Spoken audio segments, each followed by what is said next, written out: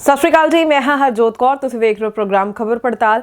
ਸਾਡੇ ਨਾਲ ਜੁੜੇ ਹੋਏ ਨੇ ਸੀਨੀਅਰ ਪੱਤਰਕਾਰ ਸੁਰਿੰਦਰ ਡੱਲਾ ਜੀ। ਬਹੁਤ-ਬਹੁਤ ਸਵਾਗਤ ਹੈ ਡੱਲਾ ਜੀ। ਸਤਿ ਸ਼੍ਰੀ ਅਕਾਲ। ਸਤਿ ਸ਼੍ਰੀ ਅਕਾਲ ਹਰਜੋਤ ਜੀ, ਬਹੁਤ-ਬਹੁਤ ਧੰਨਵਾਦ ਤੁਹਾਡਾ ਵੀ ਔਰ ਦੁਨੀਆ ਭਰ ਦੇ ਪੰਜਾਬੀਆਂ ਦਾ ਹੀ ਬਹੁਤ-ਬਹੁਤ ਧੰਨਵਾਦ। ਸੋ ਡੱਲਾ ਜੀ, ਢੇਰ ਸਾਰੀਆਂ ਖਬਰਾਂ ਲੈ ਕੇ ਅੱਜ ਆਪਾਂ ਇੱਕ ਵਾਰ ਫਿਰ ਤੋਂ ਹਾਜ਼ਰ ਹੋਏ ਹਾਂ ਤੇ ਪੂਰੀ ਜਾਣਕਾਰੀ ਇੱਕ ਵਾਰ ਫਿਰ ਤੋਂ ਤੁਹਾਡੇ ਤੋਂ ਜ਼ਰੂਰ ਚਾਹਾਂਗੇ ਕਿ ਪੂਰੀ ਖਬਰਾਂ ਦੀ ਪੜਤਾਲ ਤੋਂ ਬਾਅਦ ਪੂਰੀ ਜਾਣਕਾਰੀ ਤੁਸੀਂ ਜ਼ਰੂਰ ਸਾਂਝੀ ਕਰਨੀ ਹੈ। ਸੋ ਆਮ ਆਦਮੀ ਪਾਰਟੀ ਨੂੰ ਸੁਪਰੀਮ ਕੋਰਟ ਦੇ ਵਿੱਚ ਵੱਡੀ ਜਿੱਤ ਮਿਲੀ ਹੈ। ਸੋ ਤਰੀਕ ਨੂੰ ਲੈ ਕੇ ਜਿਹੜੇ ਬਜਟ ਸੈਸ਼ਨ ਹੋਣਾ ਉਸ ਦੀ ਤਰੀਕ ਨੂੰ ਲੈ ਕੇ ਗਵਰਨਰ ਦੀ ਮਨਜ਼ੂਰੀ ਨਹੀਂ ਮਿਲ ਰਹੀ ਸੀ, ਪਰ ਸੁਪਰੀਮ ਕੋਰਟ ਵਿੱਚ ਹੀ ਸੁਨੇਹਾ ਭੇਜ ਕੇ ਗਵਰਨਰ ਵੱਲੋਂ ਜੋ ਹੈ ਮਨਜ਼ੂਰੀ ਵੀ ਦਿੱਤੀ ਗਈ। ਤੇ ਕੀ ਖਾਸ ਕਿਹਾ ਗਿਆ, ਕਿਹੜੀਆਂ ਗੱਲਾਂ ਖਾਸ ਤੌਰ ਤੇ ਸੁਪਰੀਮ ਕੋਰਟ ਵੱਲੋਂ ਕਹੀਆਂ ਗਈਆਂ ਨੇ ਗਵਰਨਰ ਨੂੰ, ਉਸ ਦੀ ਪੂਰੀ ਜਾਣਕਾਰੀ ਤੁਹਾਡੇ ਤੋਂ ਜ਼ਰੂਰ ਲਵਾਂਗੇ ਹੀ। ਨਾਲ ਦੀ ਨਾਲ ਜ਼ਿਕਰ ਮਨੀਸ਼ ਸਿਸੋਦੀਆ ਮਾਮਲੇ ਵਿੱਚ ਵੀ ਜ਼ਰੂਰ ਕਰਾਂਗੇ। ਅਸੀਂ ਸਾਰੇ ਜਾਣਦੇ ਹਾਂ ਉਹਨਾਂ ਨੇ ਅਸਤੀਫਾ ਦੇ ਦਿੱਤਾ, ਨਾਲ ਦੀ ਨਾਲ ਜਿਹੜੇ ਸਤਿੰਦਰ ਜੈਨ ਨੇ ਉਹਨਾਂ ਨੇ ਵੀ ਅਸਤੀਫਾ ਦੇ ਦਿੱਤਾ ਹੈ। ਸੋ ਅੱਗੋਂ ਹੁਣ ਕੌਣ ਦਿੱਲੀ ਦੇ ਡਿਪਟੀ ਸੀਐਮ ਹੋ ਸਕਦੇ ਨੇ ਤੇ ਕਿਸ ਤਰ੍ਹਾਂ ਦੀਆਂ ਚੁਣੌਤੀਆਂ ਅਸੀਂ ਦੇਖਦੇ ਹਾਂ ਆਉਣ ਵਾਲੇ ਸਮੇਂ ਵਿੱਚ ਜੋ ਹੈ ਕੇਜਰੀਵਾਲ ਦੇ ਲਈ ਵੱਧ ਗਈਆਂ ਨੇ ਜਾਂ ਆਮ ਆਦਮੀ ਪਾਰਟੀ ਲਈ 2024 ਨੂੰ ਲੈ ਕੇ ਵੱਧ ਗਈਆਂ ਨੇ। ਉਧਰ ਅਗਰ ਅਸੀਂ ਵਿਰੋਧੀ ਧਿਰ ਦੇ ਲੀਡਰ ਪ੍ਰਤਾਪ ਸਿੰਘ ਬਾਜਵਾ ਦੀ ਗੱਲ ਕਰਦੇ ਹਾਂ ਪੰਜਾਬ ਦੇ ਵਿੱਚ, ਤਾਂ ਉਹਨਾਂ ਨੇ ਜੋ ਹੈ ਇੱਕ ਮੰਗ ਚੱਕੀ ਹੈ ਟਵੀਟ ਕਰਕੇ ਕਿ ਪੰਜਾਬ ਦੇ ਵਿੱਚ ਵੀ ਜਿਹੜੀ ਸ਼ਰਾਬ ਪਾਲਿਸੀ ਹੈ ਉਸ ਦੇ ਉੱਪਰ ਈਡੀ ਦੀ ਜਾਂਚ ਹੋਣੀ ਚਾਹੀਦੀ ਹੈ। ਸੋ ਇਹਨਾਂ ਸਾਰੀਆਂ ਹੀ ਖਬਰਾਂ ਤੇ ਤੁਹਾਡੇ ਤੋਂ ਪੂਰਾ ਵੇਰਵਾ, ਪੂਰੀ ਜਾਣਕਾਰੀ ਜ਼ਰੂਰ ਚਾਹਾਂਗੇ। ਤੇ ਸਭ ਤੋਂ ਪਹਿਲਾਂ ਡੱਲਾ ਜੀ ਗੱਲ ਕਰਦੇ ਹਾਂ, ਆਮ ਆਦਮੀ ਪਾਰਟੀ ਨੂੰ ਸੁਪਰੀਮ ਕੋਰਟ ਵਿੱਚ ਵੱਡੀ ਜਿੱਤ ਮਿਲੀ ਹੈ। ਗਵਰਨਰ ਨੇ ਹਾਲਾਂਕਿ ਅਦਾਲਤ ਵਿੱਚ ਹੀ ਸੁਨੇਹਾ ਭੇਜ ਦਿੱਤਾ ਸੀ, ਉਹਨਾਂ ਦੇ ਵਕੀਲ ਵੱਲੋਂ ਅਸੀਂ ਕਹਿ ਸਕਦੇ ਹਾਂ ਕਿ ਜਿਹੜਾ 3 ਮਾਰਚ ਨੂੰ ਸੈਸ਼ਨ ਹੋਣਾ ਉਸ ਦੀ ਮਨਜ਼ੂਰੀ ਜੋ ਹੈ ਦੇ ਦਿੱਤੀ ਗਈ। ਸੋ ਕਿਵੇਂ ਦੇਖਦੇ ਹੋ ਕੱਲ ਜਿਹੜੀ ਸੁਪਰੀਮ ਕੋਰਟ ਵੱਲੋਂ ਸਿਆਸੀ ਲੜਾਈ ਜਿਹੜੀ ਸ਼ੁਰੂ ਹੋਈ ਹੈ, ਜਿਹੜੀ ਸੁਪਰੀਮ ਕੋਰਟ ਦੇ ਵਿੱਚ ਚੱਲੀ, ਤੇ ਕਿਵੇਂ ਇਸ ਨੂੰ ਦੇਖਿਆ ਜਾਣਾ ਚਾਹੀਦਾ ਹੈ? ਕੀ ਲੱਗਦਾ ਹੈ ਕਿ ਇਹ ਜਿਹੜਾ ਸਿਆਸੀ ਰੇੜਕਾ ਹੈ ਪੰਜਾਬ ਸਰਕਾਰ ਅਤੇ ਪੰਜਾਬ ਦੇ ਗਵਰਨਰ ਦੇ ਵਿਚਕਾਰ, ਇਹ ਹਲੇ ਹੋਰ ਲੰਬਾ ਚੱਲੇਗਾ? ਕਿਉਂਕਿ ਜਿਸ ਤਰੀਕੇ ਦੀਆਂ ਗੱਲਾਂ ਕਹੀਆਂ ਨੇ ਮੁੱਖ ਮੰਤਰੀ ਭਗਵੰਤ ਮਾਨ ਨੇ ਗਵਰਨਰ ਨੂੰ ਲੈ ਕੇ ਜਾਂ ਹੋਰ ਬੀਜੇਪੀ ਨੂੰ ਲੈ ਕੇ ਵੀ ਕੁਝ ਗੱਲਾਂ ਉਹਨਾਂ ਨੇ ਕਹੀਆਂ। ਸੋ ਉਹ ਕਿਵੇਂ ਦੇਖਦੇ ਹੋ ਤੇ ਕਿਵੇਂ ਵੇਖਦੇ ਹੋ ਜਿਹੜਾ ਸੁਪਰੀਮ ਕੋਰਟ ਤੱਕ ਮਾਮਲਾ ਗਿਆ ਤੇ ਉਸ ਤੋਂ ਬਾਅਦ ਜੋ ਹੈ ਸੈਸ਼ਨ ਦੀ ਤਰੀਕ ਸਾਹਮਣੇ ਆਈ ਕਿ ਹੁਣ 3 ਮਾਰਚ ਨੂੰ ਸੈਸ਼ਨ ਹੋਏਗਾ ਹੀ, ਕਿਉਂਕਿ ਸੁਪਰੀਮ ਕੋਰਟ ਤੋਂ ਪਹਿਲਾਂ ਤੱਕ ਜੋ ਹੈ ਉੱਥੇ ਜਾਣ ਤੋਂ ਪਹਿਲਾਂ ਤੱਕ ਇਸ ਦੇ ਉੱਪਰ ਗਵਰਨਰ ਦੀ ਮਨਜ਼ੂਰੀ ਨਾ ਮਿਲਣਾ ਇੱਕ ਵੱਡਾ ਸਵਾਲ ਬਣਿਆ ਹੋਇਆ ਸੀ। ਹਰਜੋਤ ਜੀ, ਕੱਲ ਸੁਪਰੀਮ ਕੋਰਟ ਦੀ ਸੁਣਵਾਈ ਬੜੀ ਦਿਲਚਸਪ ਰਹੀ।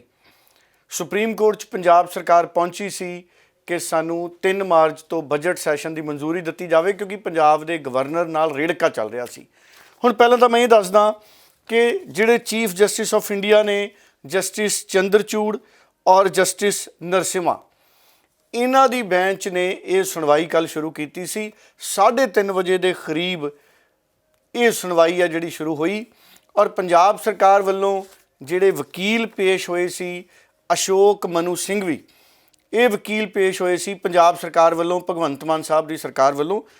ਸਾਨੂੰ ਪਤਾ ਹੈ ਅਸ਼ੋਕ ਮਨੂ ਸਿੰਘਵੀ ਪੋਲੀਟੀਕਲ ਤੌਰ ਦੇ ਉੱਤੇ ਵੀ ਕਾਂਗਰਸ ਦੇ ਨਾਲ ਜੁੜੇ ਰਹੇ ਨੇ। ਔਰ ਤੁਸ਼ਾਰ ਮਹਿਤਾ ਜਿਹੜੇ ਸੋਲੀਸਿਟਰ ਜਨਰਲ ਆਫ ਇੰਡੀਆ ਨੇ, ਭਾਵ ਕਿ ਦੇਸ਼ ਦੇ ਐਡਵੋਕੇਟ ਜਨਰਲ ਨੇ ਤੁਸ਼ਾਰ ਮਹਿਤਾ, ਉਹ ਮੌਜੂਦ ਸੀ। ਔਰ ਐਡੀਸ਼ਨਲ ਐਡਵੋਕੇਟ ਜਨਰਲ ਸਨ ਸਤਿਆਪਾਲ ਜੈਨ, ਜਿਹੜੇ ਕਿ ਕਿਸੇ ਵੇਲੇ ਚੰਡੀਗੜ੍ਹ ਦੇ ਵਿੱਚ ਮੈਂਬਰ ਪਾਰਲੀਮੈਂਟ ਵੀ ਸੀ। ਸੋ ਤੁਸ਼ਾਰ ਮਹਿਤਾ ਇਹ ਮੌਜੂਦ ਸੀ ਜਿਹੜੇ ਕਿ ਐਡਵੋਕੇਟ ਜਨਰਲ ਨੇ, ਔਰ Satyapal Jain additional advocate general ਨੇ। ਹੁਣ ਜਦੋਂ ਸੁਣਵਾਈ ਸ਼ੁਰੂ ਹੁੰਦੀ ਹੈ ਤੇ ਜਿਹੜੇ ਤੁਸ਼ਾਰ ਮਹਿਤਾ ਨੇ ਉਹ ਸਪਸ਼ਟ ਤੌਰ ਦੇ ਉੱਤੇ ਆਪਣੀ ਗੱਲ ਰੱਖਦੇ ਨੇ ਕਿ ਪੰਜਾਬ ਸਰਕਾਰ ਵੱਲੋਂ ਜਿਸ ਤਰ੍ਹਾਂ ਦੀ ਭਾਸ਼ਾ ਗਵਰਨਰ ਨੂੰ ਲਿਖ ਕੇ ਭੇਜੀ ਗਈ, ਜਦੋਂ ਪੰਜਾਬ ਦੇ ਗਵਰਨਰ ਨੇ ਚਿੱਠੀਆਂ ਰਾਹੀਂ ਕੁਝ ਸਵਾਲ ਪੁੱਛੇ ਤੇ ਉਹਨਾਂ ਦੇ ਜਵਾਬ ਨਹੀਂ ਦਿੱਤੇ ਗਏ, ਬਲਕਿ ਇਸ ਤਰੀਕੇ ਦਾ ਰਿਪਲਾਈ ਕੀਤਾ ਗਿਆ ਜਿਹੜਾ ਗੈਰ ਸੰਵਿਧਾਨਕ ਹੈ। ਉਹਨਾਂ ਨੇ ਜ਼ਿਕਰ ਕੀਤਾ ਕਿ ਪੰਜਾਬ ਦੇ ਮੁੱਖ ਮੰਤਰੀ ਵੱਲੋਂ ਜਿਸ ਤਰ੍ਹਾਂ ਦਾ ਟਵੀਟ ਕੀਤਾ ਗਿਆ ਔਰ ਜਿਸ ਤਰ੍ਹਾਂ ਚਿੱਠੀ 'ਚ ਕਿਹਾ ਗਿਆ ਕਿ 3 ਕਰੋੜ ਲੋਕਾਂ ਨੂੰ ਜਵਾਬ ਦੇ, ਆ ਇਲੈਕਟਡ ਜਾਂ ਸਿਲੈਕਟਡ ਗਵਰਨਰ ਨੂੰ ਜਵਾਬ ਦੇ ਨਹੀਂ ਹੈ, ਗਵਰਨਰ ਪੰਜਾਬ ਕੇਂਦਰ ਵੱਲੋਂ ਭੇਜਿਆ ਗਿਆ ਨੁਮਾਇੰਦਾ ਹੈ, ਇਸ ਤਰੀਕੇ ਦੀਆਂ ਗੱਲਾਂ ਦਾ ਉਹਨਾਂ ਨੇ ਓਬਜੈਕਸ਼ਨ ਕੀਤਾ। ਔਰ ਇਹ ਗੱਲ ਇਸੇ ਤਰ੍ਹਾਂ ਚੱਲਦੀ ਰਹੀ। ਫਿਰ ਅਸ਼ੋਕ ਮਨੂ ਸਿੰਘਵੀ ਜਿਹੜੇ ਕਿ ਪੰਜਾਬ ਸਰਕਾਰ ਵੱਲੋਂ ਸੀ, ਉਹਨਾਂ ਨੇ ਆਪਣਾ ਪੱਖ ਰੱਖਿਆ ਕਿ ਗਵਰਨਰ ਸਾਹਿਬ ਵੱਲੋਂ ਇਹ ਕਿਹਾ ਗਿਆ ਕਿ ਚਿੱਠੀਆਂ ਦਾ ਜਵਾਬ ਦਿਓ नहीं तो मैं कानूनी सलाह लैके विधान सभा के सैशन बारे जानकारी देवांगा। और अशोक मनु सिंह भी ने भी कहा कि किसी भी गल ते जिहड़ा मतभेद है, जिहड़ा सैशन है पंजाब विधान सभा का, उहनूं बुलाउण दे लई गवर्नर पाबंद ने संविधान के मुताबिक। जदों मंत्रिमंडल सिफारिश भेजदी है तो गवर्नर विधान सभा का सैशन बुलाउण तो इनकार नहीं कर सकते, भावें उन्हां दी मंजूरी उन्होंने देनी हुंदी है। सो इस तरीके दीयां जिहड़ियां गल्लां ने वो अदालत दे विच हरजोत जी होईयां। और उस तो बाद ये फैसला जिहड़े एडवोकेट जनरल ने भारत सरकार दे, उन्होंने दस्सिया कि अज सवेरे ही पंजाब दे गवर्नर ने लीगल ओपीनियन लै लिया सी और उन्होंने तो सवेरे ही मंजूरी दे दी सी। ये गल फिर अदालत के रिकॉर्ड दे विच आई कि पंजाब के गवर्नर मंजूरी दे चुके हैं विधान सभा के सैशन लई, 3 मार्च के सैशन लई। और उस तो बाद सारियां गल्लां, ये बहस लगातार चलती रही। अशोक मनु सिंह भी सरकार का पक्ष रखते रहे, जस्टिस चंद्रचूड़ और जस्टिस नरसिम्हा सारी गल सुनते रहे, पॉइंट नोट करते रहे। और जिहड़े साडे तुषार मेहता और सत्यपाल जैन ने, वो भी सरकार का ते गवर्नर का पक्ष रखते रहे, धारा 167 का हवाला देंदे रहे। अदालत ने जदों फैसला सुनाया मोटे मोटे, हालांकि जिहड़ी विस्तार च जजमेंट है वो उम्मीद है अज आएगी, उहदा निचोड़ ये निकलिया। अदालत ने इस गल दे भी जिक्र किया, जिहड़े चीफ जस्टिस ऑफ इंडिया ने उन्होंने इस गल का भी जिक्र किया कि जिहड़े गवर्नर ने, गवर्नर सैशन नहीं रोक सकते, ये अधिकार है सरकार का सैशन बुलाउण दा। और उन्होंने ये भी कहा कि जिहड़े मुख मंत्री ने, वो भी अगर गवर्नर कोई भी सवाल पुछते हैं तो मुख मंत्री पाबंद ने गवर्नर नूं सारी जानकारी मुहैया कराउण दे लई। और जिहड़े मुखी ने साडियां कॉन्स्टिट्यूशनल पोस्टां ते, भावें गवर्नर ने भावें मुख मंत्री ने, इन्हां नूं जिहड़ी भाषा है, इन्हां दी लैंगुएज कॉन्स्टिट्यूशनल होनी चाहिए है, संविधानिक भाषा होनी चाहिए है। खास तौर पर भगवंत मान होना दा जिहड़ा चिट्ठी लिखण दा तरीका सी, या बहुत सारे लीडरां दा गल करन दा तरीका सी, उहदे ते किते ना किते ऑब्जैक्शन कनक्लूजन दे विच रेज होया संकेतक तौर पर, किसी का नाम लैके नहीं, संकेतक तौर पर, क्योंकि पटिशनर पंजाब सरकार सी। और ये गल आई है कि इज्जत दे नाल संबोधन किया जाऊगा, इस तरीके की गैर संविधानिक भाषा नहीं, तो गवर्नर जिहड़ी जानकारी मंगते हैं वो जानकारी भी देनी पैनी है। इहदा निचोड़ ये है कि जित किसी की नहीं हुई, जित कानून की हुई है। मुख मंत्री भी जित गए तो गवर्नर भी जित गए। गवर्नर नूं इस गल का रोस सी कि मेरी चिट्ठियां का जवाब नहीं दिंदे, तो मुख मंत्री नूं इस गल का रोस सी कि साडा सैशन क्यों मना करता। गवर्नर सैशन लई मन गए तो अदालत ने हुक्म देता। हुण आउंदे दिनां च जदों विस्तार च ऑर्डर आ जाएगा, अशोक मनु सिंह भी पंजाब सरकार नूं वो ऑर्डर जदों सौंपणगे तो ये गल फिर सामने आएगी कि कदों जवाब दिंदे ने हुण भगवंत मान साहब। गवर्नर साहब ने जो पुछया सी, एडवरटाइजमेंट के फंडां की गल सी, वाइस चैंसलरां दीयां नियुक्तियां ते उन्हां दी गलबात सी, फिर उन्होंने टीचरां की सिलैक्शन ते पुछया सी। सो बहुत सारे सवाल सी। वो व्यक्ति जिहड़ा DGP और कैबिनेट की मीटिंग च बैठदा सी, LOP जिहड़े लीडर ऑफ ओपोजिशन है प्रताप सिंह बाजवा ने गवर्नर नूं चिट्ठी लिखी सी, ते गवर्नर साहब ने मुख मंत्री तो पुछया सी कि वो व्यक्ति कौन है। सो मैनूं लगदा आउंदे दिनां च ये पंजाब सरकार नूं हुण लिखत च देना पऊगा, ते गल खत्म नहीं हुंदी, गल खत्म नहीं हुंदी, सियासत खत्म हो जे तो हो जे। देखो गवर्नर नूं जदों ये सारियां जानकारियां जाणगियां तो गवर्नर वो संविधानिक आगू ने, वो इस जानकारी नूं राष्ट्रपति नूं भी भेज सकते हैं, गृह मंत्रालय नूं भी भेजणगे। सो इहदे ते फिर अगे की हुंदा है तां वक्त दसूगा। पर मैनूं लगदा है सियासी तलखी, सियासी झगड़ा खत्म होना चाहिए, सियासत नहीं होनी चाहिए। सो पर आउंदे दिनां च हुंदा की है भी देखांगे। पर पहलां एक बार गल सुन लीए, क्योंकि आम आदमी पार्टी ने भी प्रैस कॉन्फ्रेंस करती, उन्होंने बुलारियां वालों प्रैस कॉन्फ्रेंस की गई। और जिहड़े एडिशनल एडवोकेट जनरल ने सत्यपाल जैन, उन्होंने गल भी सुन लीए, 1.5-2 मिनट की गल है, ये नाल पूरी स्थिति स्पष्ट होएगी। हरजोत जी, भारत के संविधान के आर्टिकल 167 के अनुसार अगर राजपाल किसी सूबे का राजपाल सरकार तो कोई भी इन्फॉर्मेशन मंगता है तो राजपाल को वो इन्फॉर्मेशन देना सरकार का फर्ज है। तो बहुत सारिया जानकारियाँ राज्यपाल ने मंगिया, उन्होंने कहा जी असीं तुहानूं जवाब दे नहीं है, असीं तो 3 करोड़ लोगों को जवाब दे हैं, असीं तो इलैक्टड नूं जवाब दे हैं, सिलैक्टड नूं जवाब दे नहीं है। इस तरह की उन्होंने गल्लां कीतियां सन। उस तो बाद गवर्नर साहब ने जो बजट सैशन वास्ते रिकमेंडेशन गई तो गवर्नर साहब ने मुख्यमंत्री नूं चिट्ठी लिखी और उहदे च कहा कि भी जो मैं जानकारियाँ मंगिया ने वो जानकारियाँ दो। और उस तो बाद फिर मैं लीगल एडवाइस लैके ਸੈਸ਼ਨ ਦੇ ਬੁਲਾਉਣ ਬਾਰੇ ਫੈਸਲਾ ਕਰਾਂਗੇ। ਅੱਜ ਦਿਨ ਵਿੱਚ ਰਾਜਪਾਲ ਨੇ ਲੀਗਲ ਓਪੀਨੀਅਨ ਲੈ ਕੇ ਫੈਸਲਾ ਕਰਤਾ ਸੀ ਕਿ ਵਿਧਾਨ ਸਭਾ ਦਾ ਸੈਸ਼ਨ 3 ਮਾਰਚ ਨੂੰ ਜਿਵੇਂ ਸਰਕਾਰ ਨੇ ਪ੍ਰਪੋਜ਼ ਕੀਤਾ ਬੁਲਾਇਆ ਜਾਏ। ਅੱਜ ਸੁਣਵਾਈ ਦੇ ਦੌਰਾਨ ਸ਼੍ਰੀ ਅਭਿਸ਼ੇਕ ਮਨੂ ਸਿੰਘ ਵੀ ਪੰਜਾਬ ਸਰਕਾਰ ਵੱਲੋਂ ਪੇਸ਼ ਹੋਏ, ਸ਼੍ਰੀ ਤੁਸ਼ਾਰ ਮਹਿਤਾ ਤੇ ਮੈਂ ਅਸੀਂ ਦੋਨੋਂ ਗਵਰਨਰ ਸਾਹਿਬ ਵੱਲੋਂ ਪੇਸ਼ ਹੋਏ। ਸੁਪਰੀਮ ਕੋਰਟ ਨੇ ਸਾਰਿਆਂ ਦੀ ਬਹਿਸ ਸੁਣਨ ਤੋਂ ਬਾਅਦ 2-3 ਗੱਲਾਂ ਕਹੀਆਂ। ਡਿਟੇਲ ਆਰਡਰ ਤੇ ਕੱਲ ਆਏਗਾ। ਪਹਿਲੀ ਗੱਲ ਤੇ ਕਹੀ ਹੈ ਕਿ ਆਰਟੀਕਲ 167 ਦੇ ਮੁਤਾਬਕ ਕਿਸੇ ਵੀ ਸੂਬੇ ਦੇ ਗਵਰਨਰ ਨੂੰ ਇਹ ਹੱਕ ਹੈ ਕਿ ਉਹ ਕਿਸੇ ਵੀ ਰਾਜ ਸਰਕਾਰ ਤੋਂ ਕੋਈ ਵੀ ਜਾਣਕਾਰੀ ਮੰਗ ਸਕਦਾ ਹੈ, ਔਰ ਅਗਰ ਉਹ ਜਾਣਕਾਰੀ ਮੰਗਦਾ ਹੈ ਤਾਂ ਉਹ ਮੁਹੱਈਆ ਕਰਵਾਉਣੀ ਸੂਬੇ ਦੀ ਸਰਕਾਰ ਦਾ ਫਰਜ਼ ਹੈ। ਦੂਜੀ ਗੱਲ ਕਿ ਅਗਰ ਕੋਈ ਕੈਬਨਿਟ ਸੈਸ਼ਨ ਬੁਲਾਉਣ ਵਾਸਤੇ ਫੈਸਲਾ ਭੇਜਦੀ ਹੈ ਗਵਰਨਰ ਨੂੰ, ਤੇ ਗਵਰਨਰ ਵਚਨਬੱਧ ਹੈ ਸੰਵਿਧਾਨ ਦੇ ਮੁਤਾਬਕ ਸੈਸ਼ਨ ਬੁਲਾਉਣ ਵਾਸਤੇ, ਔਰ ਇਸ ਕੇਸ 'ਚ ਉਹਨਾਂ ਨੇ ਸੈਸ਼ਨ ਬੁਲਾਉਣ ਦਾ ਆਰਡਰ ਕਰ ਦਿੱਤਾ ਹੈ। ਔਰ ਤੀਜੀ ਗੱਲ ਇਹ ਕਹੀ ਹੈ ਕਿ ਜਿਹੜੇ ਸੰਵਿਧਾਨਿਕ ਪਦਾਂ ਤੇ ਬੈਠੇ ਲੋਕ ਨੇ, ਮੁੱਖ ਮੰਤਰੀ, ਮੰਤਰੀ, ਗਵਰਨਰ, MP, MLA, ਸਾਰੇ ਜੋ ਕਨਸਟੀਟਿਊਸ਼ਨਲ ਅਥਾਰਟੀਜ਼ ਨੇ, ਉਹਨਾਂ ਨੂੰ ਭਾਸ਼ਾ ਦਾ ਤੇ ਸੰਵਿਧਾਨਿਕ ਭਾਸ਼ਾ ਦਾ ਜਿਹੜਾ ਮਰਿਆਦਾ ਹੈ ਉਸ ਦਾ ਧਿਆਨ ਰੱਖਣਾ ਚਾਹੀਦਾ ਹੈ। ਕਿਉਂਕਿ ਮਾਨ ਸਾਹਿਬ ਨੇ ਆਪਣੇ ਕਈ ਟਵੀਟ ਦੇ ਵਿੱਚ ਕਾਫੀ ਆਪੱਤੀਜਨਕ ਗੱਲਾਂ ਕਹੀਆਂ ਸਨ।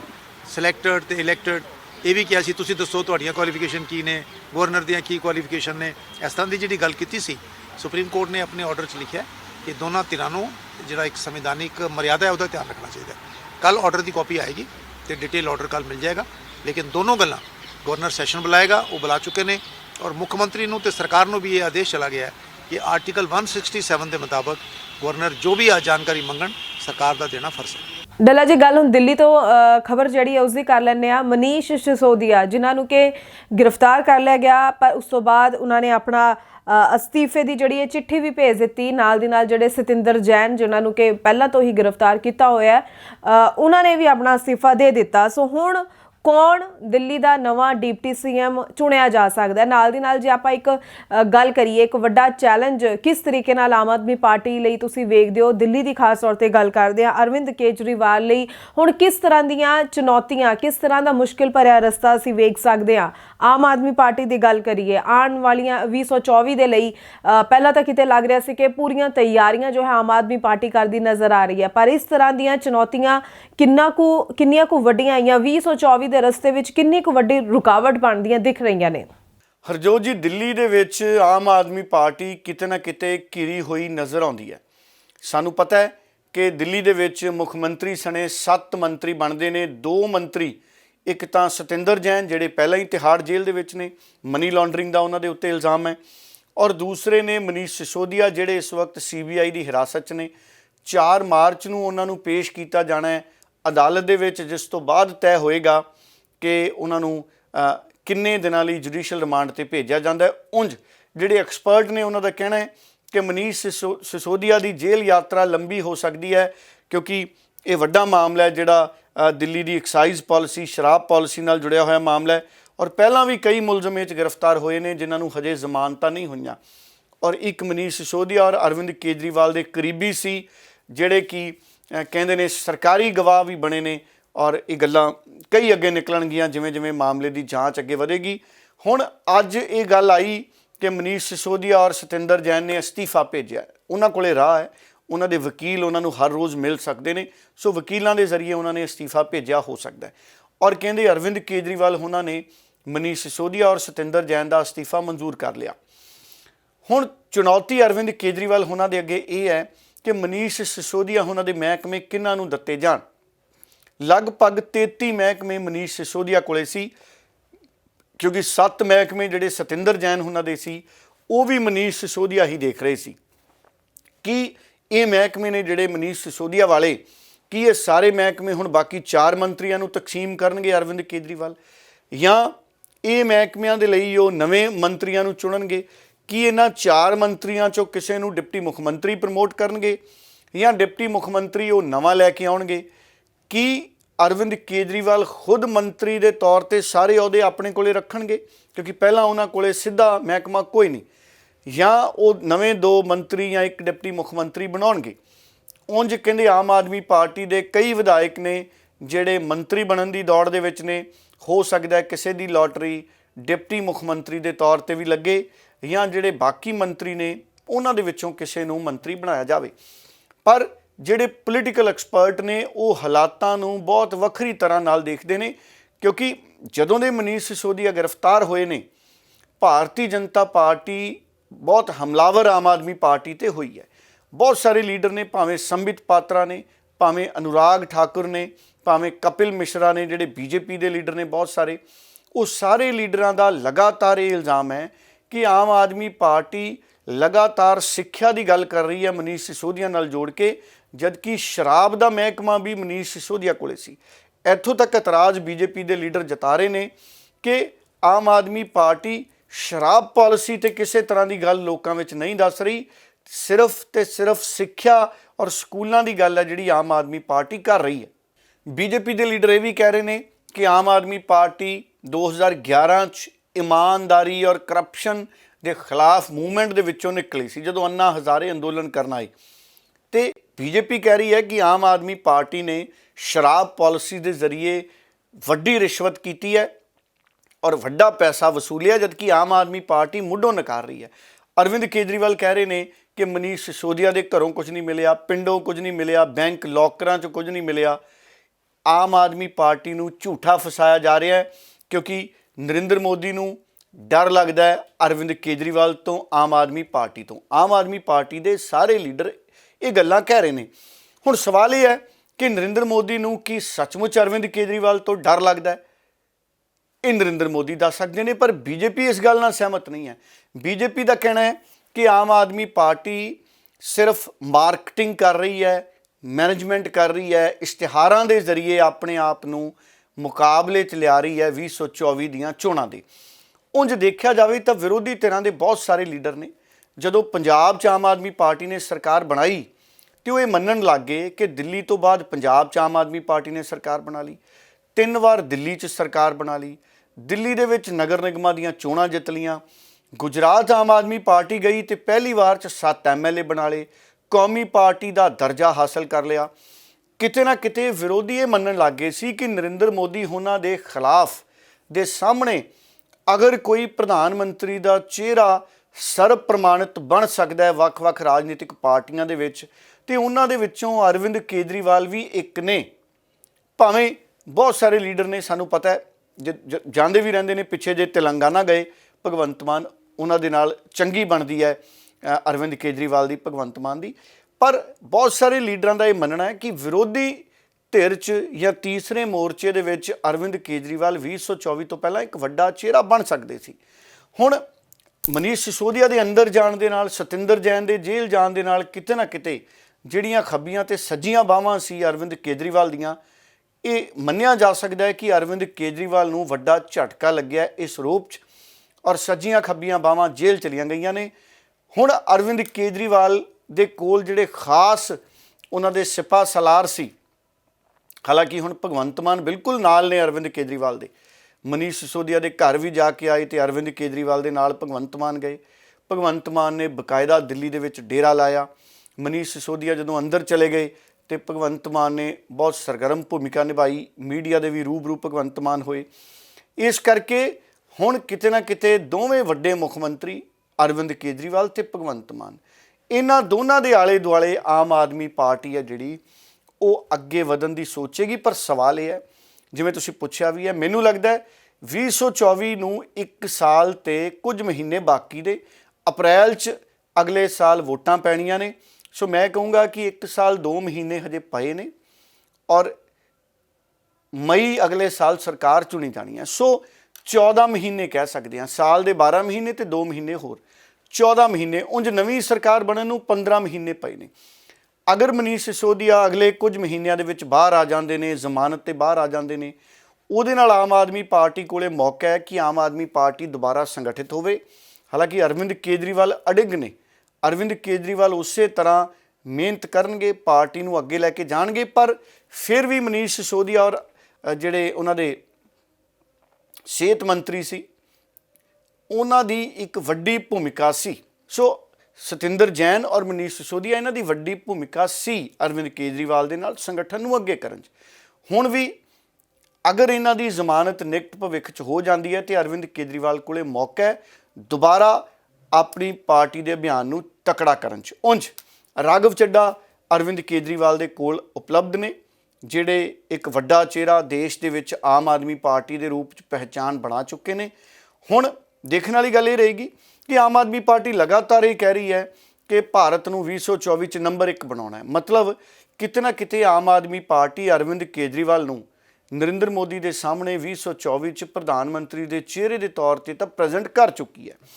ਕੀ ਹੁਣ ਆਮ ਆਦਮੀ ਪਾਰਟੀ ਉਸ ਮੁਹਿੰਮ ਨੂੰ ਅੱਗੇ ਵਧਾਏਗੀ ਕਿ 2024 ਚ ਭਾਰਤ ਨੂੰ ਨੰਬਰ 1 ਬਣਾਉਣਾ ਹੈ, ਜਾਂ ਆਮ ਆਦਮੀ ਪਾਰਟੀ ਹੌਲੀ ਹੌਲੀ ਇਸ ਅਭਿਆਨ ਤੋਂ ਪਿੱਛੇ ਚਲੀ ਜਾਏਗੀ?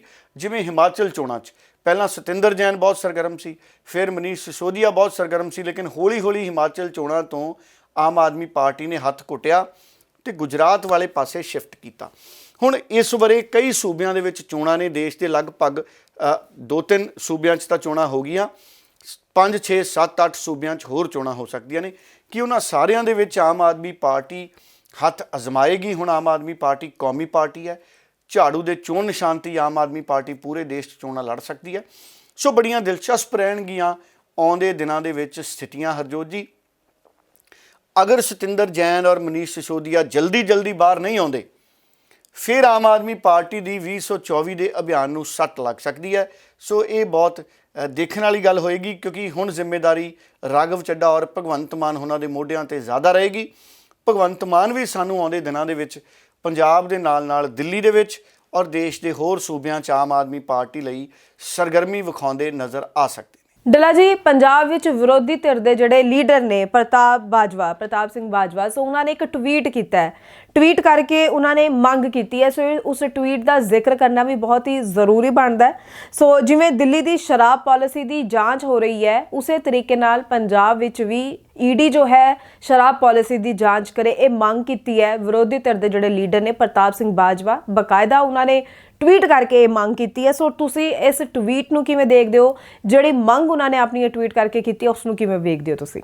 ਹਰਜੋਤ ਜੀ, ਬਹੁਤ ਹੀ ਦਿਲਚਸਪ ਮੋੜ ਆ ਗਿਆ। ਪ੍ਰਤਾਪ ਬਾਜਵਾ ਜਿਹੜੇ ਵਿਰੋਧੀ ਧਿਰ ਦੇ ਲੀਡਰ ਨੇ, ਉਹਨਾਂ ਨੇ ਸਖਤ ਹਮਲਾ ਕੀਤਾ ਹੈ ਭਗਵੰਤ ਮਾਨ ਉਹਨਾਂ ਤੇ, ਔਰ ਉਹਨਾਂ ਨੇ ਕਿਹਾ ਕਿ ਦਿੱਲੀ ਦੇ ਡਿਪਟੀ ਮੁੱਖ ਮੰਤਰੀ ਨੂੰ ਜਿਸ ਤਰ੍ਹਾਂ ਨਾਲ ਦਿੱਲੀ ਦੀ ਐਕਸਾਈਜ਼ ਪਾਲਿਸੀ ਦੇ ਤਹਿਤ ਗ੍ਰਿਫਤਾਰ ਕੀਤਾ ਗਿਆ, ਇਨਫੋਰਸਮੈਂਟ ਡਾਇਰੈਕਟੋਰੇਟ ਨੂੰ, ਭਾਵ ਈਡੀ ਨੂੰ, ਪੰਜਾਬ ਦੇ ਵਿੱਚ ਵੀ ਐਕਸਾਈਜ਼ ਪਾਲਿਸੀ ਹੈ ਜਿਹੜੀ ਉਹਦੀ ਜਾਂਚ ਕਰਨੀ ਚਾਹੀਦੀ ਹੈ। ਉਹ ਕਹਿੰਦੇ ਕਿ ਆਮ ਆਦਮੀ ਪਾਰਟੀ ਨੇ ਉਹੀ ਐਕਸਾਈਜ਼ ਪਾਲਿਸੀ ਪੰਜਾਬ 'ਚ ਲਾਗੂ ਕੀਤੀ ਹੈ ਭਗਵੰਤ ਮਾਨ ਸਾਹਿਬ ਦੀ ਸਰਕਾਰ ਨੇ, ਜਿਹੜੀ ਦਿੱਲੀ 'ਚ ਲਾਗੂ ਹੈ। ਮਤਲਬ ਪ੍ਰਤਾਪ ਬਾਜਵਾ ਜੀ ਸਿੱਧੇ ਕਹਿ ਰਹੇ ਨੇ ਕਿ ਇਨਫੋਰਸਮੈਂਟ ਡਾਇਰੈਕਟੋਰੇਟ ਪੰਜਾਬ ਦੀ ਸ਼ਰਾਬ ਪਾਲਿਸੀ ਦੀ ਜਾਂਚ ਕਰੇ ਤਾਂ ਕਿ ਦੁੱਧ ਦਾ ਦੁੱਧ ਤੇ ਪਾਣੀ ਦਾ ਪਾਣੀ ਹੋਵੇ। ਇਹਦਾ ਮਤਲਬ ਇਹ ਹੈ ਕਿ ਪ੍ਰਤਾਪ ਬਾਜਵਾ ਖੁੱਲ੍ਹੇ ਤੌਰ ਤੇ ਭਗਵੰਤ ਮਾਨ ਹੋਣਾ ਦੇ ਨਾਲ ਸਿਆਸੀ ਆਰ ਪਾਰ ਦੇ ਮੂਡ ਵਿੱਚ ਨੇ। ਸਾਨੂੰ ਪਤਾ ਹੈ ਜਿੱਦਣ 3 ਟੋਲ ਬੰਦ ਕਰਾਏ ਗਏ, ਉਸ ਦਿਨ ਭਗਵੰਤ ਮਾਨ ਹੋਣਾ ਨੇ ਕਈ ਵਾਰ ਪ੍ਰਤਾਪ ਬਾਜਵੇ ਦਾ ਨਾਮ ਲੈ ਕੇ ਤੰਜ ਕਸੇ ਸੀ। ਉਸ ਤੋਂ ਬਾਅਦ ਪ੍ਰਤਾਪ ਬਾਜਵਾ ਨੇ ਪ੍ਰੈਸ ਕਾਨਫਰੰਸ ਕੀਤੀ ਕਿ ਮੈਂ ਪਾਕ ਸਾਫ਼ ਹਾਂ, ਜਿਹੜੇ ਲੋਕ ਕਰਪਟ ਨੇ ਉਹਨਾਂ ਬਾਰੇ ਸੋਚੋ, ਮੈਂ ਬਿਲਕੁਲ ਸਾਫ਼ ਹਾਂ।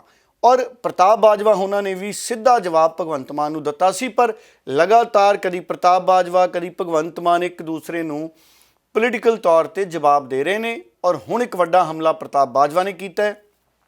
ਉਹਨਾਂ ਦਾ ਕਹਿਣਾ ਹੈ ਕਿ ਭਗਵੰਤ ਮਾਨ ਸਰਕਾਰ ਦੀ ਐਕਸਾਈਜ਼ ਪਾਲਿਸੀ ਦੀ ਜਾਂਚ ਕਰੇ ਇਨਫੋਰਸਮੈਂਟ ਡਾਇਰੈਕਟੋਰੇਟ। ਕੀ ਅਜਿਹਾ ਹੋਏਗਾ? ਇਹ ਆਉਂਦੇ ਦਿਨਾਂ ਦੇ ਵਿੱਚ ਬੜਾ ਦਿਲਚਸਪ ਰਹੇਗਾ। ਡੱਲਾ ਜੀ, ਉਦੋਂ ਜਿਹੜੇ ਮਨਜਿੰਦਰ ਸਰਸਾ ਨੇ, ਉਹਨਾਂ ਨੇ ਵੀ ਇਸ ਗੱਲ ਵੱਲ ਇਸ਼ਾਰਾ ਕੀਤਾ ਕਿ ਦਿੱਲੀ ਤੋਂ ਬਾਅਦ ਜਿਹੜੇ ਈਡੀ ਹੈ ਹੁਣ ਪੰਜਾਬ ਦੀ ਵਿੱਚ ਵੀ, ਪੰਜਾਬ ਵੱਲ ਵੀ ਆਪਣੀ ਕਾਰਵਾਈ ਕਰਨ ਬਾਰੇ ਸੋਚ ਸਕਦੀ ਹੈ। ਇਹ ਵੀ ਪਤਾ ਲੱਗਿਆ ਹੈ ਕਿ ਜਿਹੜੇ ਮਨਜਿੰਦਰ ਸਰਸਾ ਨੇ ਪਿਛਲੇ ਸਾਲ ਉਹਨਾਂ ਨੇ ਈਡੀ ਨੂੰ ਸ਼ਿਕਾਇਤ ਵੀ ਕੀਤੀ ਸੀ। ਸੋ ਇਸ ਪੂਰੇ ਮਾਮਲੇ ਨੂੰ ਵੀ ਤੁਹਾਡੇ ਤੋਂ ਜ਼ਰੂਰ ਸਮਝਣਾ ਚਾਹਾਂਗੇ। ਜਿਹੜਾ ਇਸ਼ਾਰਾ ਮਨਜਿੰਦਰ ਸਰਸਾ ਹੁਣ ਕਰ ਰਹੇ ਨੇ ਈਡੀ ਦੀ ਕਾਰਵਾਈ ਨੂੰ ਲੈ ਕੇ, ਪੰਜਾਬ ਵੱਲ ਜਿਹੜੀ ਕਾਰਵਾਈ ਨੂੰ ਲੈ ਕੇ ਇਸ਼ਾਰਾ ਕੀਤਾ ਹੈ, ਕਿਵੇਂ ਵੇਖਦੇ ਹੋ? ਦੇਖੋ, ਮਨਜਿੰਦਰ ਸਿਰਸਾ ਉਹਨਾਂ ਨੇ ਵੀ ਟਵੀਟ ਕੀਤਾ ਹੈ, ਮਨਜਿੰਦਰ ਸਿਰਸਾ ਉਹਨਾਂ ਨੇ ਵੀ ਇਸ਼ਾਰਾ ਕੀਤਾ ਹੈ। ਉਹ ਕਹਿੰਦੇ ਮੈਂ ਪਿਛਲੇ ਸਾਲ ਵੀ ਇਨਫੋਰਸਮੈਂਟ ਡਾਇਰੈਕਟੋਰੇਟ ਨੂੰ ਸ਼ਿਕਾਇਤ ਕੀਤੀ ਸੀ। ਉਹ ਸ਼ੱਕ ਪ੍ਰਗਟ ਕਰ ਰਹੇ ਨੇ ਕਿ ਜਿਵੇਂ ਦਿੱਲੀ ਦੇ ਵਿੱਚ ਐਕਸਾਈਜ਼ ਪਾਲਿਸੀ ਬਣੀ ਹੈ, ਉਸੇ ਤਰਜ਼ ਤੇ ਪੰਜਾਬ 'ਚ ਐਕਸਾਈਜ਼ ਪਾਲਿਸੀ ਬਣੀ ਹੈ। ਸੋ ਜਿਹੜੇ ਮਨਜਿੰਦਰ ਸਿਰਸਾ ਨੇ ਉਹ ਤਾਂ ਲਗਾਤਾਰ ਮਨੀਸ਼ ਸਿਸੋਦੀਆ ਔਰ ਅਰਵਿੰਦ ਕੇਜਰੀਵਾਲ ਤੇ ਕਰਪਸ਼ਨ ਦੇ ਇਲਜ਼ਾਮ ਲਾਉਂਦੇ ਨੇ। ਸੋ ਮਨੀਸ਼ ਸਿਸੋਦੀਆ ਦੀ ਗ੍ਰਿਫਤਾਰੀ ਤੋਂ ਬਾਅਦ ਜਿਹੜੇ ਮਨਜਿੰਦਰ ਸਿਰਸਾ ਨੇ ਉਹ ਵੀ ਕਾਫੀ ਜ਼ਿਆਦਾ ਹਮਲਾਵਰ ਹਰਜੋਤ ਜੀ ਹੋਏ ਨੇ ਆਮ ਆਦਮੀ ਪਾਰਟੀ ਤੇ। ਔਰ ਉਹਨਾਂ ਨੇ ਪੰਜਾਬ ਦੇ ਵਿੱਚ ਵੀ ਇੱਕ ਵਾਰ ਫਿਰ ਮੰਗ ਕੀਤੀ ਹੈ ਕਿ ਇਹਦੀ ਜਾਂਚ ਹੋਣੀ ਚਾਹੀਦੀ ਹੈ। ਹਾਲਾਂਕਿ ਸਾਨੂੰ ਪਤਾ ਹੈ ਕਿ ਜਦੋਂ ਦਿੱਲੀ ਦੇ ਵਿੱਚ ਇਨਫੋਰਸਮੈਂਟ ਡਾਇਰੈਕਟੋਰੇਟ ਐਕਸਾਈਜ਼ ਪਾਲਿਸੀ ਨਾਲ ਸੰਬੰਧਿਤ ਛਾਪੇਮਾਰੀਆਂ ਕਰ ਰਹੀ ਸੀ ਤੇ ਪੰਜਾਬ ਦੇ ਵਿੱਚ ਵੀ 2 ਵੱਡੇ ਅਧਿਕਾਰੀਆਂ ਨੂੰ ਸੰਮਨ ਭੇਜੇ ਗਏ ਸੀ ਔਰ ਕੁਝ ਅਧਿਕਾਰੀਆਂ ਨੂੰ ਦਿੱਲੀ ਤਲਬ ਕੀਤਾ ਗਿਆ ਸੀ, ਉਹਨਾਂ ਕੋਲੋਂ ਵੀ ਪੁੱਛਗਿੱਛ ਕੀਤੀ ਗਈ ਸੀ। ਪਰ ਹੁਣ ਆਉਂਦੇ ਦਿਨਾਂ ਦੇ ਵਿੱਚ ਕੀ ਇਨਫੋਰਸਮੈਂਟ ਡਾਇਰੈਕਟੋਰੇਟ ਦੀ ਜਾਂਚ ਦੀ ਸੂਈ ਪੰਜਾਬ ਵਾਲੇ ਪਾਸੇ ਜਾਏਗੀ? ਕੀ CBI ਮਨੀਸ਼ ਸਿਸੋਦੀਆ ਹੋਣਾ ਤੋਂ ਪੁੱਛਗਿੱਛ ਤੋਂ ਬਾਅਦ ਕੋਈ ਨਾ ਕੋਈ ਲਿੰਕ ਕੀ ਭਵਿੱਖ 'ਚ ਪੰਜਾਬ ਨਾਲ ਵੀ ਬਣਾਏਗੀ? ਇਹ ਵੀ ਗੱਲਾਂ ਨੇ ਜਿਹੜੀਆਂ CBI ਦੀਆਂ ਆਉਂਦੇ ਦਿਨਾਂ ਦੇ ਵਿੱਚ ਬੜੀ ਦਿਲਚਸਪੀ ਵਾਲੀਆਂ ਹੋਣਗੀਆਂ ਕਿ ਹੁੰਦਾ ਕੀ ਹੈ। ਜਾਂ ਜਿਵੇਂ ਆਮ ਆਦਮੀ ਪਾਰਟੀ ਦੇ ਲੀਡਰ ਦਾਅਵਾ ਕਰ ਰਹੇ ਨੇ, ਜਿਵੇਂ ਅਰਵਿੰਦ ਕੇਜਰੀਵਾਲ ਨੇ ਟਵੀਟ ਕਰਕੇ ਕਿਹਾ ਕਿ ਬਹੁਤ ਸਾਰੇ CBI ਦੇ ਅਫਸਰ ਇਸ ਹੱਕ 'ਚ ਨਹੀਂ ਸੀ ਕਿ ਮਨੀਸ਼ ਸਿਸੋਦੀਆ ਨੂੰ ਗ੍ਰਿਫਤਾਰ ਕੀਤਾ ਜਾਵੇ, ਉਹ ਤਾਂ ਪੋਲੀਟੀਕਲ ਦਬਾਅ 'ਚ ਗ੍ਰਿਫਤਾਰ ਕੀਤੇ ਗਏ ਨੇ। ਮਨੀਸ਼ ਸਿਸੋਦੀਆ ਲੀਡ ਅਫਸਰ ਆਪਣੇ ਅਕਾਵਾਂ ਦੀ ਦਬਾਅ ਦੇ ਵਿੱਚ ਉਹਨਾਂ ਦੀ ਗ੍ਰਿਫਤਾਰੀ ਪਾਈ ਹੈ। ਹੁਣ ਕੀ ਆਉਂਦੇ ਦਿਨਾਂ 'ਚ ਮਨੀਸ਼ ਸਿਸੋਦੀਆ ਰਿਹਾ ਹੋ ਜਾਣਗੇ, ਜ਼ਮਾਨਤ ਤੇ ਆ ਜਾਣਗੇ, ਜਾਂ CBI ਉਹਨਾਂ ਨੂੰ ਕਲੀਨ ਚਿੱਟ ਦੇਗੀ? ਇਹ ਗੱਲਾਂ ਦੇ ਉੱਤੇ ਨਿਰਭਰ ਕਰਦਾ ਕਿ ਭਵਿੱਖ 'ਚ ਪੰਜਾਬ 'ਚ CBI ਜਾਂ ਇਨਫੋਰਸਮੈਂਟ ਡਾਇਰੈਕਟੋਰੇਟ ਦੀ ਨਜ਼ਰ ਕਿਸ ਰੂਪ 'ਚ ਰਹੇਗੀ। ਡੱਲਾ ਜੀ, ਅੱਗੇ ਗੱਲ ਕਰੀਏ ਤਾਂ ਕਿਸਾਨ ਜਥੇਬੰਦੀਆਂ ਵੱਲੋਂ ਜਿਹੜਾ 13 ਮਾਰਚ ਨੂੰ ਸੰਸਦ ਭਵਨ ਵੱਲ ਦਿੱਲੀ ਵੱਲ ਕੂਚ ਕਰਨ ਦਾ ਜਿਹੜਾ ਐਲਾਨ ਕੀਤਾ ਗਿਆ ਤੇ ਪ੍ਰਧਾਨ ਮੰਤਰੀ ਨੂੰ ਮੰਗ ਪੱਤਰ ਉਹ ਦੇਣਾ ਚਾਹੁੰਦੇ ਨੇ, ਤੇ ਇਸ ਮਾਮਲੇ ਨੂੰ ਪੂਰਾ ਕਿਵੇਂ ਦੇਖਦੇ ਹੋ ਤੁਸੀਂ? ਮਾਮਲਾ ਪੂਰਾ ਕੀ ਹੈ ਜਿਹੜਾ 13 ਮਾਰਚ ਨੂੰ ਜਥੇਬੰਦੀਆਂ ਦਿੱਲੀ ਸੰਸਦ ਭਵਨ ਵੱਲ ਕੂਚ ਕਰ ਰਹੀਆਂ ਨੇ? ਦੇਖੋ, ਕਿਸਾਨਾਂ ਦੀਆਂ ਵੱਖ-ਵੱਖ ਜਥੇਬੰਦੀਆਂ ਨੇ ਹਰਜੋਤ ਜੀ 13 ਮਾਰਚ ਨੂੰ ਇਹਨਾਂ ਨੇ ਸੰਸਦ ਭਵਨ ਵੱਲ ਕੂਚ ਕਰਨਾ ਹੈ। ਇਹ ਚਾਹੁੰਦੇ ਨੇ ਕਿ ਅਸੀਂ ਪ੍ਰਧਾਨ ਮੰਤਰੀ ਨੂੰ ਮੰਗ ਪੱਤਰ ਦਈਏ। ਬਹੁਤ ਸਾਰੀਆਂ ਮੰਗਾਂ ਨੇ ਕਿਸਾਨਾਂ ਦੀਆਂ, ਸਾਨੂੰ ਪਤਾ ਹੈ। MSP ਦਾ ਕਾਨੂੰਨ ਬਣਾਉਣ ਦੀ ਮੰਗ ਹੈ, ਜਿਹੜੀਆਂ ਸਾਰੀਆਂ ਫਸਲਾਂ ਨੇ MSP ਤੇ ਚੱਕੀਆਂ ਨਹੀਂ ਜਾ ਰਹੀਆਂ, ਔਰ ਬਹੁਤ ਸਾਰੇ ਕਿਸਾਨੀ ਮਸਲੇ ਨੇ, ਭਾਵੇਂ ਬਿਜਲੀ ਨਾਲ ਜੁੜੇ ਨੇ, ਭਾਵੇਂ ਪਾਣੀਆਂ ਨਾਲ ਜੁੜੇ ਨੇ। ਇਹਨਾਂ ਸਾਰੇ ਤਮਾਮ ਮਸਲਿਆਂ ਦੇ ਉੱਤੇ ਹੀ ਵੱਖ-ਵੱਖ ਕਿਸਾਨ ਜਥੇਬੰਦੀਆਂ ਨੇ ਜਿਹੜੀਆਂ ਉਹ ਮੰਗ ਪੱਤਰ ਦੇਣ ਜਾਣਗੀਆਂ। ਉਮੀਦ ਇਹ ਕਰਦੇ ਹਾਂ ਕਿ ਜਦੋਂ ਇਹ ਜਾਣ ਤੇ ਪ੍ਰਧਾਨ ਮੰਤਰੀ ਜ਼ਰੂਰ ਇਹਨਾਂ ਜਥੇਬੰਦੀਆਂ ਦੇ ਨੁਮਾਇੰਦਿਆਂ ਨਾਲ ਮੁਲਾਕਾਤ ਕਰਨ, ਕਿਉਂਕਿ ਅਗਰ ਪ੍ਰਧਾਨ ਮੰਤਰੀ ਇੱਕ ਵਾਰੀ ਇਹਨਾਂ ਨੂੰ ਮਿਲਦੇ ਨੇ, ਹੋ ਸਕਦਾ ਹੈ ਜ਼ਮੀਨੀ ਤੌਰ ਤੇ ਇਹਨਾਂ ਕਿਸਾਨਾਂ ਦੀਆਂ ਦਿੱਕਤਾਂ ਤੋਂ ਪ੍ਰਧਾਨ ਮੰਤਰੀ ਵਾਕਿਫ ਹੋਣ। ਕਿਉਂਕਿ ਜਦੋਂ ਦੇਸ਼ ਦਾ ਪ੍ਰਧਾਨ ਮੰਤਰੀ ਅਫਸਰਾਂ ਦੇ ਜ਼ਰੀਏ ਕਿਸਾਨਾਂ ਦੀਆਂ ਦਿੱਕਤਾਂ ਸਮਝਦੇ ਨੇ, ਉਦੋਂ ਔਰ ਸਿੱਧੇ ਤੌਰ ਤੇ ਕਿਸਾਨਾਂ ਨੂੰ ਮਿਲ ਕੇ ਉਹਨਾਂ ਦੀਆਂ ਦਿੱਕਤਾਂ ਨੂੰ ਮਹਿਸੂਸ ਕਰਨਾ, ਇਹਦੇ ਵਿੱਚ ਬਹੁਤ ਵੱਡਾ ਫਰਕ ਹੋ ਸਕਦਾ ਹੈ। ਮੈਂ ਅੱਗੇ ਵੀ ਕਹਿੰਦਾ ਸੀ, ਜਦੋਂ ਪ੍ਰਧਾਨ ਮੰਤਰੀ ਨੇ 3 ਖੇਤੀ ਕਾਨੂੰਨ ਵਾਪਸ ਲਏ ਨੇ, ਮੈਂ ਉਦੋਂ ਵੀ ਕਈ ਵਾਰੀ ਇਹ ਜ਼ਿਕਰ ਕਰਦਾ ਸੀ ਕਿ ਅਗਰ ਪ੍ਰਧਾਨ ਮੰਤਰੀ ਕਿਸਾਨਾਂ ਨੂੰ ਪਹਿਲਾਂ ਮਿਲ ਲੈਂਦੇ, ਕਿਸਾਨ ਸੰਗਠਨਾਂ ਦੇ ਲੀਡਰਾਂ ਨੂੰ ਪਹਿਲਾਂ ਮਿਲ ਲੈਂਦੇ, ਜਾਂ ਨਰਿੰਦਰ ਮੋਦੀ ਭੇਸ ਬਦਲ ਕੇ ਕਿਸਾਨਾਂ 'ਚ ਚਲੇ ਜਾਂਦੇ ਕੁਝ ਮਿੰਟਾਂ ਲਈ, ਤੇ ਉਹਨਾਂ ਨੇ ਜਿਹੜਾ ਇਹ ਕਿਸਾਨ ਅੰਦੋਲਨ ਹੈ ਇਹ ਪਹਿਲਾਂ ਖ਼ਤਮ ਕਰਾ ਦੇਣਾ ਸੀ ਕਿਸਾਨਾਂ ਦੀਆਂ ਮੰਗਾਂ ਮੰਨ ਕੇ। ਕਿਉਂਕਿ ਜਿਸ ਦਿਨ ਨਰਿੰਦਰ ਮੋਦੀ ਉਹਨਾਂ ਨੂੰ ਇਹ ਅਹਿਸਾਸ ਹੋਇਆ ਕਿ ਕਿਸਾਨ ਸੱਚਮੁੱਚ ਬਹੁਤ ਜ਼ਿਆਦਾ ਔਖੇ ਨੇ, ਪਰੇਸ਼ਾਨ ਨੇ, ਔਰ ਉਹ ਇੱਕ ਤਰੀਕੇ ਨਾਲ ਚਿੰਤਾ 'ਚ ਨੇ ਆਪਣੀਆਂ ਜ਼ਮੀਨਾਂ ਨੂੰ ਲੈ ਕੇ, ਤੇ ਪ੍ਰਧਾਨ ਮੰਤਰੀ ਨੂੰ ਕਾਨੂੰਨ ਵਾਪਸ ਲੈਣੇ ਪਏ। ਅਗਰ ਉਹ ਪਹਿਲਾਂ ਕਿਸਾਨਾਂ ਦੇ ਸਿੱਧੇ ਰਾਬਤੇ 'ਚ ਆ ਜਾਂਦੇ ਤੇ ਮੈਨੂੰ ਲੱਗਦਾ ਇਹ ਕਾਨੂੰਨ ਪਹਿਲਾਂ ਹੀ ਚੱਕੇ ਜਾਣੇ ਸੀ, ਜਿਹਦੇ ਨਾਲ BJP ਨੂੰ ਵੀ ਨੁਕਸਾਨ ਨਹੀਂ ਸੀ ਹੋਣਾ। ਕਿਉਂਕਿ ਪੰਜਾਬ ਵਿਧਾਨ ਸਭਾ ਦੀਆਂ ਚੋਣਾਂ ਦੇ ਵਿੱਚ ਵੀ ਭਾਰਤੀ ਜਨਤਾ ਪਾਰਟੀ ਪਹਿਲਾਂ ਨਾਲੋਂ ਸੁੰਗੜ ਗਈ, ਕਿਉਂਕਿ ਕਿਸਾਨ ਵੱਡੇ ਪੱਧਰ ਤੇ BJP ਦੇ ਨਾਲ ਨਾਰਾਜ਼ ਰਿਹਾ ਕਿਸਾਨ ਅੰਦੋਲਨ ਕਰਕੇ। ਖੈਰ, ਉਸ ਤੋਂ ਬਾਅਦ ਕੋਸ਼ਿਸ਼ਾਂ ਬਹੁਤ ਕਰ ਰਹੇ ਨੇ ਪ੍ਰਧਾਨ ਮੰਤਰੀ ਵੀ ਕਿ ਪੰਜਾਬ ਦੇ ਕਿਸਾਨਾਂ ਨੂੰ ਅਸੀਂ ਨੇੜੇ ਕਰੀਏ, ਪਰ ਫਾਇਦਾ ਤੇ ਫਰਕ ਕਿੰਨਾ ਕੁ ਪੈਂਦਾ ਹੈ ਇਹ ਭਵਿੱਖ 'ਚ ਪਤਾ ਲੱਗੇਗਾ। ਸੋ ਬਹੁਤ-ਬਹੁਤ ਧੰਨਵਾਦ ਡੱਲਾ ਜੀ ਤੁਹਾਡਾ ਕਿ ਤੁਸੀਂ ਨਾ ਸਾਰੀਆਂ ਹੀ ਖਬਰਾਂ ਦੇ ਉੱਪਰ ਪੂਰੀ ਜਾਣਕਾਰੀ ਜੋ ਹੈ ਦਰਸ਼ਕਾਂ ਦੇ ਨਾਲ ਸਾਂਝੀ ਕੀਤੀ ਹੈ। ਦਰਸ਼ਕਾਂ ਦਾ ਵੀ ਧੰਨਵਾਦ ਕਰਦੇ ਹਾਂ ਕਿ ਤੁਸੀਂ ਹਮੇਸ਼ਾ ਹੀ ਪ੍ਰੋਗਰਾਮ ਦੇ ਨਾਲ ਜੁੜਦੇ ਹੋ। ਸਮੇਂ-ਸਮੇਂ ਤੇ ਆਪਣੇ ਕੀਮਤੀ ਸੁਝਾਅ, ਕੀਮਤੀ ਵਿਚਾਰ ਸਾਡੇ ਨਾਲ ਕਮੈਂਟਸ ਦੇ ਜ਼ਰੀਏ ਸਾਂਝੇ ਵੀ ਕਰ ਦਿਓ। ਫਿਲਹਾਲ ਦੇ ਲਈ ਮੈਨੂੰ ਯਾਨੀ ਕਿ ਹਰਜੋਤ ਕੌਰ ਨੂੰ ਦਿਓ ਜੀ ਇਜਾਜ਼ਤ। ਧੰਨਵਾਦ। ਬਹੁਤ-ਬਹੁਤ ਧੰਨਵਾਦ।